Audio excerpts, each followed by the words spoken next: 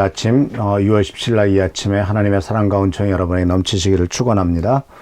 하나님께서는 오늘도 우리들의 기도를 응답하시고 우리의 모든 부족한 것들을 채우시며 응답하시며 또한 주님의 발걸음으로 주님께서 원하시는 발걸음으로 우리를 인도하실 것입니다. 어떤 일이 있든지 주님을 향한 믿음과 확신을 잃지 않고 주님 안에서 승리하는 우리 귀한 성도님들 되시기를 축원합니다. 오늘 말씀은 지난주에 어저께 이어서 예수님의 선택에 대한 두 번째 시간을 같이 생각해 보려고 합니다. 오늘 말씀의 주제는 바로 뭐냐면은 예수님께서 이제 중심부와 주변부를 선택하시는 그런 얘기를 어저께 말씀드렸지 않습니까? 오늘 두 번째 시간은 바로 뭐냐면 예수님께서 사역을 하실 때 예수님에게도 바로 주변부보다는 중심부에서 살아야 될 것이 아니냐, 중심부에서 모든 일을 하라라고 하는 예수께서 받으셨던 제안을 한번 생각해 보려고 합니다. 우리들도 마찬가지 그런 제안을 많이 받죠. 여기보다는 거기가 더 낫지 않냐, 이 안산보다는 서울이 낫지 않냐라고 하는 이런 많은 그 어떤 중심부적인 제안을 우리가 사람들로부터 받지만, 그러나 그런 제안 자체가 사실은 하나님으로부터 온 것이냐 아니면은 인간들이 스스로 생각해서 인간의 판단에 의한 것이냐 하는 것은 우리들이 한번 생각해 볼 필요가 있지 않나 생각합니다. 자, 예수님께서 받은 제안의 하나의 공통적인 특징이 바로 뭐냐면 기본 전제가 있죠. 예수님께서 많은 사역을 하시고 많은 일을 할 때 많은 사람들이 예수님에게 다가와서, 또한 사탄도 또한 귀신도 예수님에게 다가와서 한 말이 있습니다. 바로 그것이 뭐냐면은 내가 하나님의 아들이라면 이란 말이었습니다. 내가 하나님의 아들이라면 그것을 증명해 봐라 라는 것입니다. 세상적인 방법과 세상적인 기준에 의해서 네가 정말 하나님의 아들이구나, 내가 정말 그런 사람이구나 하는 것을 한번 증명해 보아라 라고 얘기를 하는 것이죠. 그래서 많은 사람들은 자기가 스스로 잘난 사람이요, 자기가 스스로 성공한 사람이요, 자기가 스스로 어떤 사람인 것을 증명하기 위해서 이제 어쩌기 열심히 공부도 하고 돈도 많이 벌고 권력도 얻으려고 하는 것, 이 모든 것들의 공통적인 특징이 바로 자기가 그런 존재인 것을 증명하기 위한 방편인 것을 발견할 수가 있죠. 그래서 예수님의 경우에도요, 아주 다양한 그 예수님께 다가와서 예수님에게 당신이 정말 하나님의 아들이라면 그 하나님의 아들로서 정말 예루살렘 한 본부에 가서 일을 하든지 정말 세계 중심에서 일을 해야지 뭐하러 그렇게 이 갈릴리 총구석에서 그렇게 일을 하고 있느냐라고 하는 이야기를 예수께서도 들으신 것을 볼 수가 있습니다. 먼저 가족들 얘기입니다. 요한복음 7장 3절에서 5절까지 나오는 말씀 보면 이런 말이 나옵니다. 예수의 형제들이 예수께 말하였다. 형님은 여기서 떠나 유대로 가셔서 거기에 있는 형님의 제자들도 형님이 하는 일을 보게 하십시오. 알려지기를 바라면서 숨어서 일하는 사람은 없습니다. 형님이 이런 일을 하는 바에는 자신을 세상에 드러내십시오. 그런데 놀랍게도 요한은 이렇게 뒤에다가 평가를 했습니다. 요한복음 7장 5절에 예수의 형제들까지도 예수를 믿지 않았기 때문이다 라고 하는 평가를 붙였습니다. 예수의 형제들이, 육신의 형제들이 예수를 믿지 않았을 때 그들이 하는 얘기가 바로 뭐예요? 유대로 가셔서, 예루살렘에 가셔서 형님이 하시는, 예수께서 하시는 일을 보여주어서 바로 다 세상에 드러내서 저 사람이 대단한 사람이다, 저 사람이 위대한 일을 한다, 하나님의 위대한 종이다 하는 것을 다 드러내라, 이렇게 제자들이, 이 바로 예수님의 형제들이, 가족들이 그렇게 얘기를 했다라는 사실입니다. 그런데 그런 것을 사도 요한은 불신앙의 모습이다 라고 이렇게 평가를 하고 있다는 얘기죠. 재밌지 않습니까? 알려지게 하는 일 자체, 그것이 인간적인 방법으로 유대로 가서서 바로 이 기적이나 이런 것들을 다 해서 알려지는 것이 성공인데, 그렇게 하려고 하는 것 자체가 믿음이 없는 태도다 라고 이렇게 말씀하고 있더라는 것이죠. 이것은 가족들의 문제였습니다. 그런데 더 아주 적나라하고 노골적으로 예수님에게 제안을 한 존재가 있죠. 사탄이었습니다.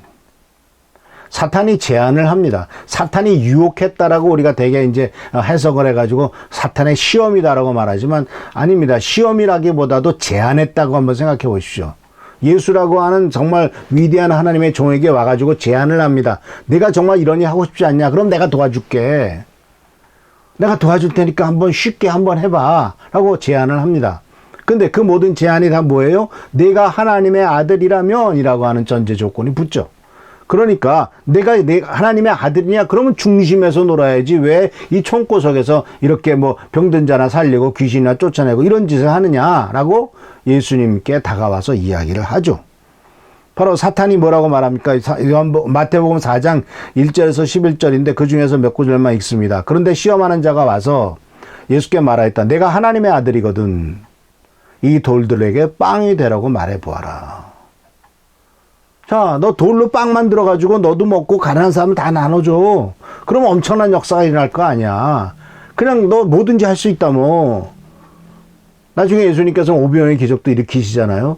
근데 예수님께서는 물고기 2마리와 떡 5덩이 가지고 5,000명이나 먹이지만은 그거를 무한정 반복하지 않으셨죠. 한 번, 2번 하셨습니다. 그리고 하시고 난 다음에 주님께서는 이것이 바로 내가 생명의 떡이니까 나를 먹어야 되고 나를 믿어야 된다라고 하는 근거를 대기 위해서 하신 일이었지, 무한정 항상 몰려드는 사람에게 떡 나눠주고 그런 일들만을 하지는 않으셨다는 일. 오히려 떡이 없어 굶고 고통당하는 사람에게 스스로 떡을 만들 수 있고 떡을 이렇게 말하자면 직업을 가질 수 있고 존엄하게 자기 스스로를 일해서 먹고 사는 이와 같은 존재가 되기를 원하셨지, 항상 예수 쫓아다니면서 빌어먹는 존재가 되기를 원치 않으셨다라는 사실을 우리는 생각할 수가 있어요. 또 예수님께 악마가 또 이렇게 제안을 하죠. 거룩한 도성으로 내려가가지고 성동 꼭대기에 세웠죠. 한번 뛰어내려 보아라. 네가 하나님의 아들이면. 성경 말씀에 뭐라고 되어 있냐. 하나님이 너를 위해서 자기 천사들에게 명해서 손으로 너를 떠받쳐서 너의 발이 돌에 부딪히지 않게 할 것이다. 너 하나님 말씀 믿잖냐. 그 말씀대로 한번 뛰어내려 봐. 어떤 하나의 많은 사람이 보는 해프닝을 한번 벌이라는 겁니다. 저 성전 꼭대기에서 뛰어내서 가뿐히 내려오면 야, 저 하늘에서 천사가 내려오셔 이렇게 메시아가 내려왔다라고 많은 사람이 너를 칭송할 거 아니냐. 그런 쉬운 길로 가지. 이렇게 예수님에게 말하고 있죠. 그런데 보세요. 거룩한 성 도성, 성전 꼭대기, 예루살렘 항복판입니다. 저 갈릴리나 또 멀리 있는 어떤 시골에 있는 어떤 회당에서 뛰어내라고 그러지 않았어요. 예루살렘 성전에서 한번 뛰어내라 보라고. 수많은 사람이 맨날 드나드는 곳에서 한번 해보라고. 그 다음에 또 8절에서 이렇게 말합니다. 예수를 매우 높은 산으로 데리고 가서 세상의 모든 나라와 영광을 보여주고 말하였다. 내가 나에게 엎드려서 절을 하면 이 모든 것을 내게 주겠다.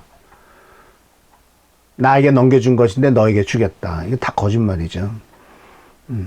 그러니까 이 사탄이 제안을 합니다. 세상에서의 쉬운 길을 선택합니다. 인기를 끄는 길, 스펙타클한 방법, 자기 희생이 아니라 세상적인 방법을 쓰라는 겁니다. 나중에 예수님께서는 온 세상의 구세주가 되셨고 정말 모든 이름에 뛰어난 이름을 갖게 하셨고 하나님께서 그리고 모든 사람의 그 이름 밑에 마귀도 꼼짝없이 무릎 꿇게 만드셨잖아요. 근데 그 방법은 무엇이었습니까? 높은 데서 뛰어내리는 방법이었습니까? 아니면 마귀에게 절을 하는 방법이었습니까? 아니죠. 십자가에 달려 돌아가심으로써 인간의 모든 죄를 지고 가는 방법이었죠. 중심에서 어떤 일을 하는 게 아니라 정말 아주 변방에서 주변부에서 항하는 일, 사람들이 인정하지 않는 일, 그 십자가에 달려 죽는 게 무슨 인간을 구원하고 인간에게 뭐 행복을 가져다 주는 일이야 라고, 또는 손가락질 하는 일, 이런 일들을 주님께서는 선택을 하셨다라는 것이죠. 침례 요한도 마찬가지입니다. 침례 요한도 예수님에게 찾아와가지고 예수님께서 병자를 고치고 귀신을 쫓아내고 또 가난하고 힘든 사람들 눈먼 자를 눈뜨게 하니까 다른 메시아를 기다릴까요? 라고 이렇게 감옥에 갇혀있던 침례 요한이 제자를 보내잖아요. 왜 나는 옳은 일을 하려고 해서 저 헤로드 왕과 싸우다가 감옥에 갇혔는데 왜 당신은 그런 일을 하지 않고 병든 자나 고치고 가난한 사람이나 돌봐주고 이런 일을 하느냐라고, 왜 중심부에서 일을 하지 않고 중심부와 싸우고 헤롯과 싸우고 로마와 싸우고 또 빌라도와 싸워가지고 이기지 왜 가난한 사람이나 돌보고 있느냐라고 침례 요한도 물어보지 않습니까? 그러니까 침례 요한도 몰랐다는 거죠. 역시 그도 인간이니까요. 예수님의 제자들은 어떻습니까? 마태복음 16장에 보면 뭐라고 나옵니까? 그때부터 예수께서는 자기가 반드시 예루살렘에 올라가서 가야 하며 장로들과 대제장들과 율법학자들과 많은 고난을 받고 죽임을 당하여야 하며 사흘째 되는 날에 살아나야 한다는 것을 제자들에게 밝히기 시작하셨다. 이에 베드로가 예수를 따로 붙들고 주님 안 됩니다. 절대로 이런 일이 주님께 일어나서는 안 됩니다 하고 말하면서 예수께 대들었다. 그러나 예수께서는 돌아서서 베드로에게 말씀하셨다. 사단아, 내 뒤로 물러가거라. 너는 나에게 걸림돌이다. 너는 하나님의 일을 생각하지 않고 사람의 일만 생각하는구나.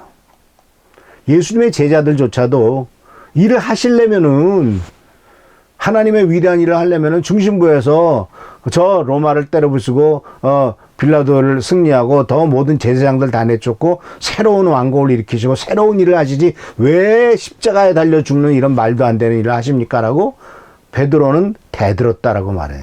이 대들었다란 말은 무슨 뜻이냐면 멱살을 잡고 흔들었다는 뜻이랍니다. 그러니까 예수님에게 와가지고 이럴 수가 있습니까? 우리가 당신을 3년 동안에 쫓아다녔는데 왜 십자가에 달려 죽는다고요?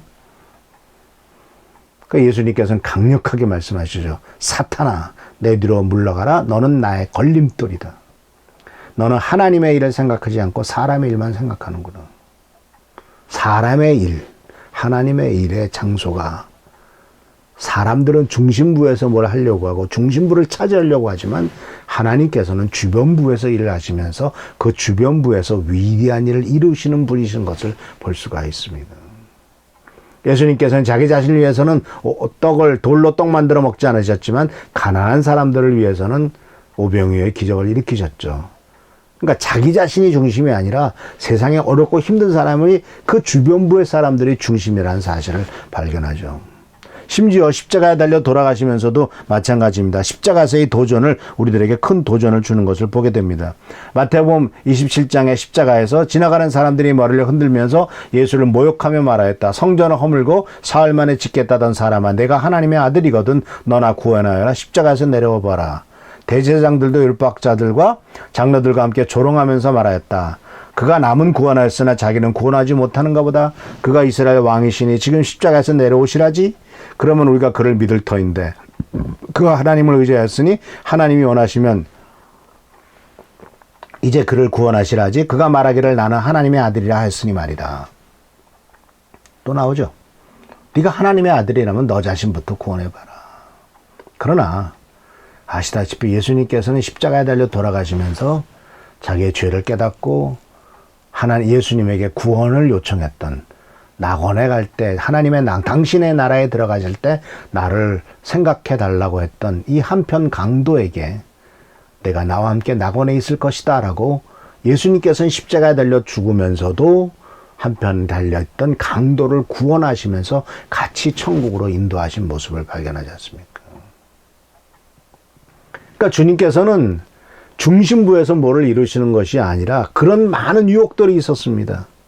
가족도 그랬고 제자들도 그랬고 사탄도 그랬고 십자가에 달려 죽으면서도 그렇게 사람들의 유혹을 받았지만 예수님께서는 그러한 중심부에서 내가 뭘 해야 되겠다라고 하는 유혹에 하나도 넘어가지 않고 철저히 하나님에 따라서, 뜻에 따라서 주변부에서 그리고 하나님이 원하시는 길을 가시면서 역사하셨다라는 사실을 우리는 예수님의 삶을 통해서 발견하게 됩니다.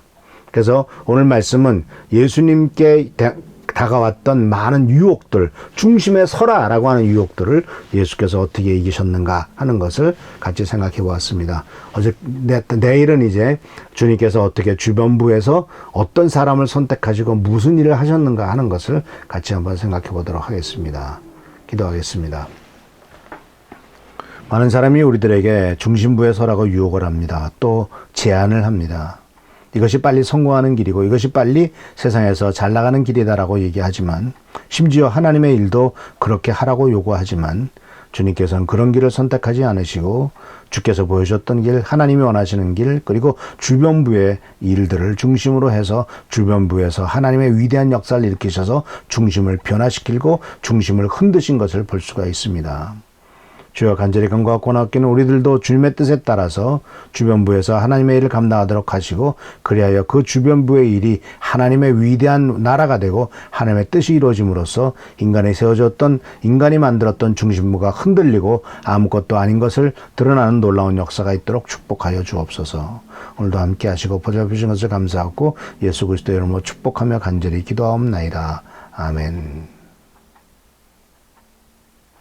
오늘도 매일매일 살아가는 삶이 주변부 같은 삶이지만 그래도 그 자리에서 주께서 역사하신다는 사실을 기억하면서 놀라운 축복권을 누리는 여러분 되기를 축원합니다. 계속 교회를 위해서 기도해 주시고 또 한은조 선생님의 산재 처리 문제가 속히 해결되도록 기도해 주시고 최정규 장로님과 또한 많은 성도들의 어려움을 위해서 기도하는 우리 귀한 성도들 되시기를 축원합니다. 감사합니다.